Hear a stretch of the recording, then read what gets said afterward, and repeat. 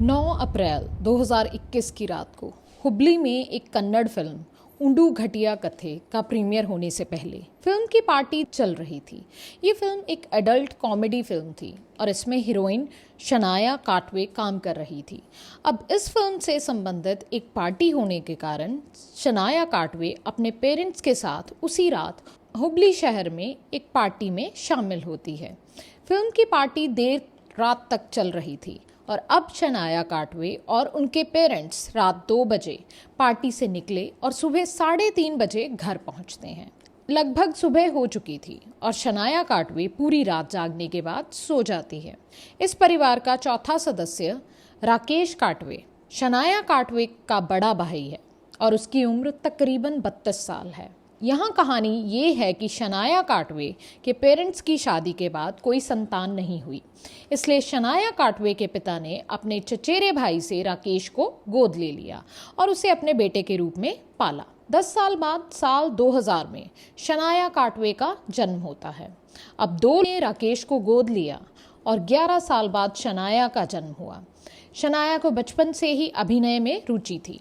वे school के अलग अलग समारोहों में अलग अलग फंक्शंस में अभिनय करती थी। जब वे बड़ी हो गई तो उन्होंने मॉडलिंग शुरू कर दी। शनाया काटवे को अपने जीवन का पहला बड़ा ब्रेक तब मिलता है जब वो 17 साल की उम्र में मॉडलिंग से संबंधित 2 बड़े पुरस्कार जीतती है। एक है मिस फोटोजेनिक और दूसरा है मिस इंटरनेशनल। इन 2 पुरस्कारों को जीतने के बाद शनाया को एक बड़ी मॉडलिंग एजेंसी से ऑफर मिलता है और उन्होंने शनाया को अपने लिए काम पर रख लिया। इसके बाद शनाया को विभिन्न कंपनियों से विभिन्न उत्पादों के लिए मॉडलिंग के ऑफर्स मिलने लगते हैं। लेकिन अब इस करियर में, इस प्रोफेशन में उनकी जो इनकम है उनके खर्चों को चलाने के लिए पूरी नहीं होती, क्योंकि वे अभी अपने करियर के बिल्कुल शुरुआती दौर में थी। इसलिए उन्होंने स्पाइस जेट में एयर होस्टेस के रूप में काम करना शुरू कर दिया। 17-18 साल की एक लड़की 2 अलग अलग पेशों में, 2 अलग अलग प्रोफेशंस में काम कर रही थी और अपना लाइफस्टाइल अच्छी तरह से चला रही थी और अपने खर्चे पूरे कर रही थी। अब 8 और 9 अप्रैल की रात के बीच की घटनाएं पर वापस चलते हैं। परिवार थक गया था और सोने चला गया। सभी ने सोचा कि राकेश भी उनके जैसे अपने कमरे में सो ही रहा होगा। बहुत देर रात को सभी सो गए तो 10 अप्रैल को वे देर शाम को उठे। जब वे उठे तो उन्होंने देखा कि राकेश अपने कमरे में नहीं है। लेकिन अब किसी ने राकेश पर ज़्यादा ध्यान नहीं दिया। वे एक एडल्ट लड़का है, 32 साल की उम्र का, वे कहीं गया होगा। तो 2 घंटे बाद शनाया की माँ नीलम ने राकेश को फ़ोन किया। राकेश ने फ़ोन नहीं उठाया। अब उन्हें थोड़ा अजीब लग रहा था। वे बार बार राकेश के नंबर पर फ़ोन करती रहीं, लेकिन हर बार जब वे कोशिश करती तो उसका नंबर बंद आता। 2-3 बार इस नंबर से संपर्क करने की कोशिश करने के बाद जब राकेश का नंबर हर बार बंद आता तो आखिरकार परिवार थोड़ा घबरा गया। अब राकेश के अलग अलग दोस्तों से उसके बारे में पूछताछ की गई, लेकिन किसी को भी राकेश के बारे में कुछ भी नहीं पता था। रात के लगभग 9 बज जाते हैं। शनाया के पिता स्थानीय पुलिस स्टेशन पर जाते हैं और अपने लापता बेटे राकेश की गुमशुदगी की रिपोर्ट लिखवाते हैं।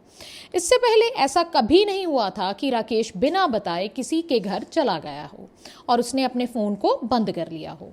11 तारीख को पुलिस ने राकेश को ढूंढने के लिए शुरुआत में जो कुछ कर सकती थी, फ़ोन ट्रेस करना, इधर उधर लोगों से पूछना, इतना प्रयास करना, वो उन्होंने किया।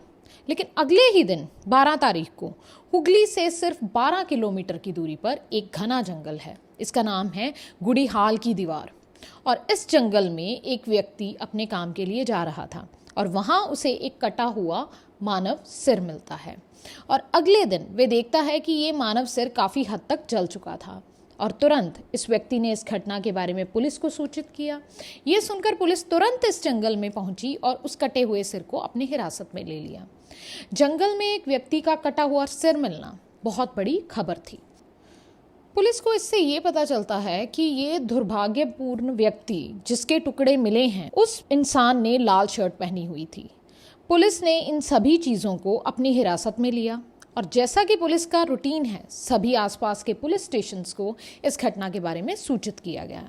इसका कारण ये था कि हो सकता है कि उनके परिवार वालों ने किसी लापता व्यक्ति की रिपोर्ट दर्ज करवाई हो और उसी इंसान की ये बॉडी हो सकती है, ताकि उन लोगों को बुलाया जा सके और बॉडी पार्ट्स दिखाकर या सिर दिखाकर या कपड़े दिखाकर उसकी शनाख्त हो सके। तो हो सकता है कि उन लोगों में से ये दुर्भाग्यपूर्ण व्यक्ति हो। कुछ समय बाद उस पुलिस स्टेशन को भी इस बारे में पता चलता है, जिसमें शनाया काटवे के पिता ने राकेश के लापता होने की रिपोर्ट दर्ज करवाई थी। तो वे तुरंत शनाया के पिता को बुलाते हैं ताकि वे भी इस शरीर और उसके कटे हुए सिर को देख सकें। हो सकता है कि ये राकेश का हो। शनाया के पिता वहां पहुंचते हैं, वे कटा हुआ और आधा सड़ा हुआ सिर देखते हैं, लेकिन फिर भी शरीर और सिर की हालत बहुत खराब थी।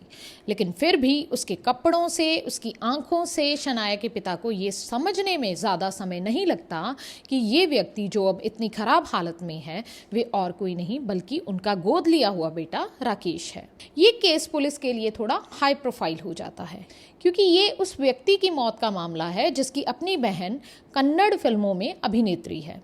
तो अब बहुत सारे पुलिस अधिकारी इस पूरे जंगल की तलाशी शुरू करते हैं। उन्हें ज़्यादा समय नहीं लगता, क्योंकि इस जंगल में थोड़ी दूरी पर उन्हें पहले एक गड्ढा दिखता है और उन्हें इस गड्ढे में राकेश के शरीर के अन्य अवशेष मिलते हैं। सबसे बड़ा सुराग जो उन्हें मिलता है वो ये है कि इस एरिया में मिली 2 कारें। तो जब पुलिस अधिकारी उनके नंबर चेक करते हैं तो देखते हैं कि इन अलग अलग कारों की रजिस्ट्री किसके नाम पर है। तो सबसे पहला नाम जो उनके दिमाग में आता है वे है अमन गिरनीवाला। लेकिन मामला पूरी तरह से तब बदल जाता है जब पुलिस अधिकारी एक लाल स्विफ्ट कार को नोटिस करते हैं, जो इस कार से थोड़ी दूरी पर ऐसी डाउटफुल सिचुएशन में मिलती है। और इस कार का मालिक शनाया काटवे राकेश काटवे की अपनी बहन के रूप में पहचाना जाता है। पुलिस अधिकारी इन दोनों कारों को जब्त कर लेते हैं। हाँ, फॉरेंसिक टीम को वहां पर बहुत सारे ब्लड सैंपल्स मिलते हैं। जब डीएनए की जांच की जाती है तो ये ब्लड सैंपल्स उस कटे हुए सिर के साथ पूरी तरह से मेल खाते हैं। इसका मतलब ये है कि ब्लड भी राकेश काटवे का था। पुलिस के सामने एक बड़ा विवाद था कि जिस व्यक्ति का ये शव यहाँ टुकड़ों में बहुत ही डाउटफुल सिचुएशन में मिला, उसकी अपनी बहन की कार यहाँ पर क्या कर रही थी। अगली बात जो पुलिस के लिए चौंकाने वाली थी वो ये थी कि शनाया काटवे ने अपनी कार के खोने या चोरी होने की कोई भी रिपोर्ट दर्ज नहीं करवाई थी। अब पुलिस अधिकारियों के सामने 2 कारें और उनके 2 मालिक हैं, लेकिन पुलिस अधिकारियों ने अमन गिरनीवाला पर ध्यान केंद्रित करने का फैसला किया। 17 अप्रैल को स्थानीय पुलिस ने अमन गिरनीवाला को गिरफ्तार किया। वे उसे पूछताछ शुरू करते हैं। पुलिस को ये समझने में ज़्यादा समय नहीं लगता कि अमन ने राकेश को मारने में ज़्यादा समय नहीं लिया, लेकिन अमन ये कहता है कि उसने ये हत्या अकेले नहीं की। इसमें 3 अन्य यंगस्टर्स शामिल थे। नियाज अहमद 21 साल का, तौसीफ चन्नापुरा 21 साल का और अल्ताफ 24 साल का। जब इन चारों को गिरफ्तार करके पुलिस स्टेशन पर लेकर जाती है तो बाद में पूछताछ होने पर यह पता चलता है कि जो नियाज अहमद है उसका शनाया काटवे से एक रोमांटिक रिलेशन चल रहा है। मतलब शनाया काटवे का बॉयफ्रेंड है नियाज अहमद। तो इस सब का मास्टरमाइंड नियाज अहमद है। तो फिर इसके बाद सारी इन्वेस्टिगेशन का रुख पुलिस शनाया काटवे की ओर करती है। और जब शनाया काटवे से पूछताछ की जाती है तो शनाया काटवे ये कहती है कि 9 अप्रैल के दिन रात को वो तो ऑलरेडी अपनी एडल्ट कॉमेडी फिल्म के प्रीमियर पर मौजूद थी, तो उसका राकेश को कत्ल करना पॉसिबल ही नहीं है। तो फिर पुलिस वापस नियाज अहमद पर आती है। नियाज अहमद से ये पूछा जाता है कि आखिर उसने राकेश का कत्ल क्यों किया, और ये सब बहुत ही इस बार सख्ती से पूछा जाता है। और नियाज अहमद इस सब को, राकेश के कत्ल को एक्सेप्ट कर लेता है। अब नियाज अहमद अपनी कहानी शुरू करता है। वो कहता है कि शनाया काटवे और राकेश काटवे के बीच में तकरीबन 11 साल का उम्र का फ़र्क है। इन दोनों भाई बहन का आपस में 11 साल का फ़र्क होने की वजह से जो राकेश काटवे था उसने शनाया काटवे को हमेशा अपनी बेटी की तरह डील किया। फिर एक समय ऐसा आता है जब राकेश काटवे को शनाया काटवे के रोमांटिक रिलेशनशिप के बारे में पता चलता है कि शनाया काटवे आजकल नयाज अहमद से रिलेशनशिप में है और इस बात से वो भाई जो 11 साल बड़ा है शनाया से, वो भड़क उठता है और वो शनाया को बोलता है कि अपना रिलेशनशिप जैसे तैसे नयाज से ख़त्म करे।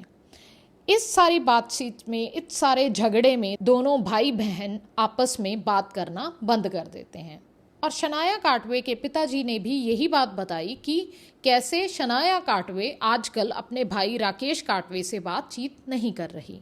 और दूसरी तरफ जब पुलिस अपनी इन्वेस्टिगेशन शनाया काटवे की ओर करनी शुरू करती है तो वो देखती है कि शनाया काटवे ने उस रात 2 मिस्टेक्स की। एक तो उसने सबसे पहले कॉल किया राकेश को, जो कि उसकी कॉल टैपिंग के बाद पुलिस के सामने आ गया, और दूसरा फ़ोन उसने किया नयाज अहमद को। और ये फ़ोन्स उसने कैसे किए ये भी आपको मैं डिटेल्स में बताती हूँ। 9 तारीख को रात के तकरीबन 9:30 बजे शनाया काटवे अपने भाई राकेश काटवे को कॉल करती है और उससे उसकी मौजूदगी किस जगह पर है इसके बारे में पूछती है। और इसी बात से थोड़ा आइडिया हो जाता है कि शनाया ने ये कॉल सिर्फ ये जानने के लिए की होगी कि इस वक्त राकेश कहाँ पर है। जब शनाया काटवे को ये पक्का हो गया कि राकेश घर में है तो उसने तुरंत अपने बॉयफ्रेंड नियाज को फ़ोन किया और योजना के अनुसार नियाज अपने 3 साथियों को लेकर शनाया या राकेश के घर पहुंच गया। रात के करीब 10:30 बजे थे और चारों ओर अंधेरा फैला हुआ था। डोरबेल बजती है और राकेश खुद गेट पर जाता है और गेट खोलता है। इसके बाद उन चोरों ने या उन 3 प्लान वाले लोगों ने जिनको नयाज या शनाया काटवे ने भेजा था ने आसानी से राकेश पर कंट्रोल कर लिया। और इसके बाद जो कुछ हुआ वो मैं आपको पहले बता चुकी हूँ।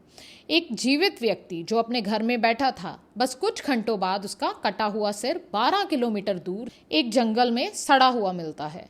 जब राकेश के पिता को राकेश की मृत्यु की खबर मिलती है तो उसके पिता पुलिस स्टेशन में ही बेहोश हो जाते हैं। और इस तरह से शनाया काटवे और नयाज के ये जो रोमांटिक रिलेशनशिप की वजह से एक व्यक्ति की ज़िंदगी हमेशा के लिए ख़त्म हो जाती है।